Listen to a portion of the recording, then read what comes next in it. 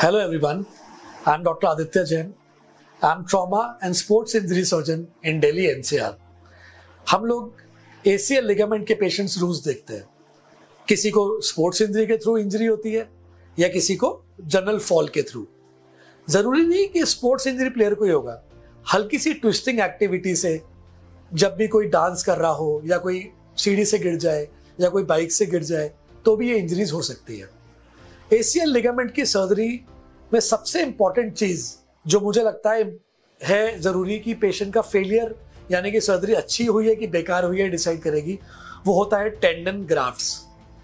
Tendon grafts को हम दो तरीके से डिवाइड करते हैं. एक ऑटोग्राफ्ट जो कि पेशेंट के खुद के ग्राफ्ट्स हैं और एक ग्राफ्ट जो कि आर्टिफिशियल ग्राफ्ट्स है. तो जो ऑटोग्राफ्ट्स होते हैं ये कहीं भी बॉडी पार्ट से ले आ सकते हैं, लेकिन जो सबसे कॉमन यूज्ड ग्राफ्ट्स हैं वो तीन होते हैं. पहला हैमस्ट्रिंग्स. तो जो थाई की मसल्स के ग्राफ्ट आके यहाँ पे चिपकते हैं उनको हम लोग हैमस्ट्रिंग्स बोलते हैं. Semi tendinosus and gracilis. 90% of orthopedic arthroscopy ACL PCL reconstruction में यही यूज होता है वर्ल्ड वाइड, क्योंकि ये इजीली एक्सेसिबल है और इजीली आप इनको लगा के यूज कर सकते हैं. दूसरा ग्राफ्ट होता है quadriceps tendon graft. These are very thick and very strong grafts. ये हम लोग यूजुअली यूज करते हैं जब किसी को रिवीजन सर्जरीज हो यानी कि ACL दोबारा से ऑपरेट हो रहा हो या किसी की हाई डिमांड्स हो.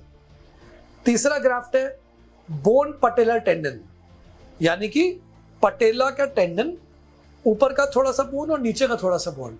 ये भी यूज होता है जब हाई डिमांड यूज हो, स्पोर्ट्स प्लेयर्स हो, फुटबॉलर्स हो, रिवीजन सर्जरीज हो, हाई इम्पैक्ट सर्जरीज हो, इंस्टेबिलिटी बहुत ज्यादा हो, पेशेंट को बहुत ज़्यादा डिमांड्स हैं अपने स्पोर्ट्स के लिए, अर्ली रिटर्न टू स्पोर्ट्स चाहिए, तो हम लोग ये ग्राफ यूज़ कर सकते हैं.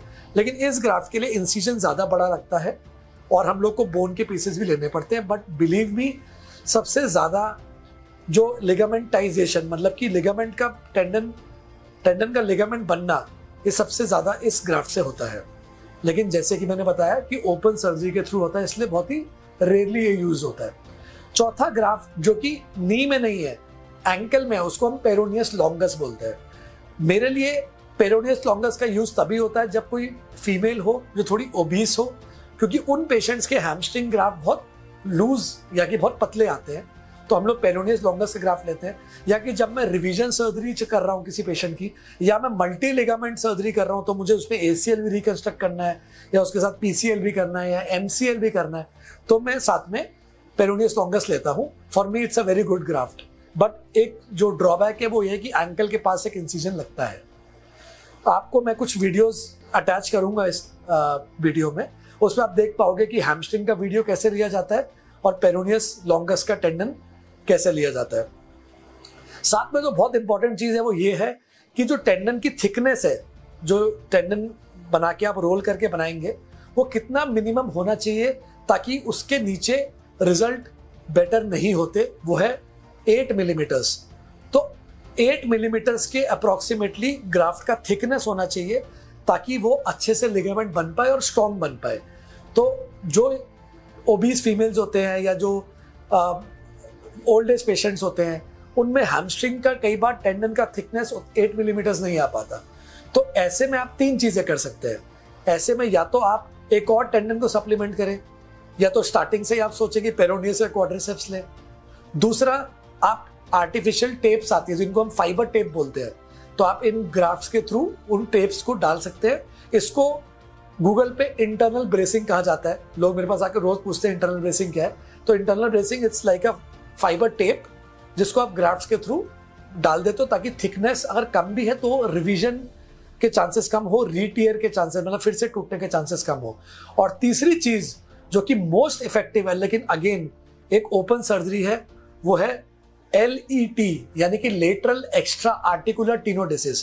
इसमें आप साइड में इलियोटिबियल बैंड के टेंडन को थोड़ा सा काट के आप यहाँ पे जोड़ देते हो टिबिया के और फीमर के एंड्स पे, ताकि आपको एक एक्सटर्नल ACL का सपोर्ट मिल जाए. इसको हम लोग ALL बोलते हैं. इसके रिजल्ट्स बहुत अच्छे हैं. जो कि रिवीजन सर्जरीज हो रही हैं पेशेंट्स की या इनका हाई पिवट स्पोर्ट्स है, स्पोर्ट्स प्लेयर्स हो, तो इनमें इनके बहुत अच्छे रिजल्ट्स होते हैं.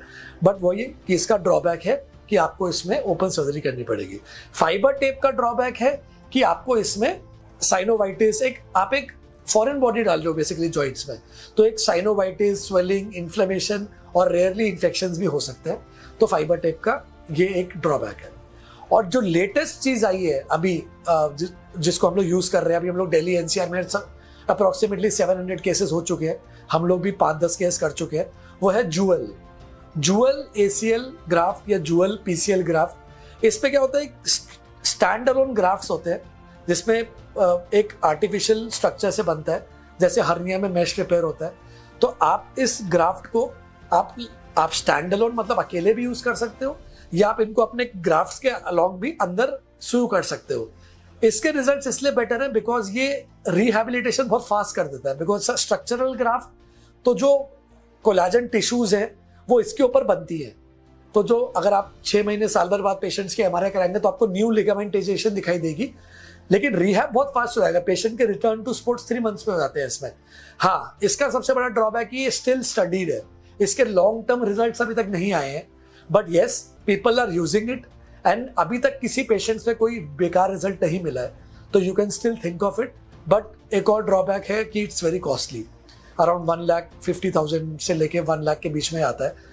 तो आपको इस पर ध्यान रखना पड़ेगा कि इसका ग्राफ्ट का कॉस्ट एक्सपेंसिव है, but it's a good graft. मतलब हमने जो रिवीजन केसेस किए हैं, या हमने जिन पेशेंट्स में मल्टी लिगामेंट हैं, जिनको 2-3 लिगामेंट से ज़्यादा टूटे हुए हैं, ग्राफ्ट्स कम हैं, 2-3 सर्जरीज पहले हो चुकी है, तो हमने इसमें स्टैंड अलोन ग्राफ्ट्स यूज़ किए हुए हैं जिनको हम लोग जूअल बोलते हैं। But still long term studies and multiple centre से स्टडीज आनी बची है, तो स्टिल इट्स अ डिबेट। सो दोस्तों, आज मैंने आपको टेंडन ग्राफ्ट्स यानी कि ACL लिगामेंट से क्या क्या ग्राफ्ट्स यूज हो सकते हैं, क्या क्या थिकनेस इंपॉर्टेंट है, इसके बारे में मैंने बताया है। तो आप प्लीज़ इसको समझिए और अपने डॉक्टर्स को ये सब के बारे में पूछिए कि वो कौन सा ग्राफ्ट्स निकालना चाहते हैं। बट प्लीज़ मेरी एक बात आज ही मानिए कि ऐसा नहीं कि कोई भी ग्राफ्ट किसी से इन्फीरियर है, रिजल्ट्स बोलता है कि सारे ग्राफ्ट सेम है। It's just the patients preference, doctors preference and level of sports which you are playing and thickness of the graft which matters. Thank you.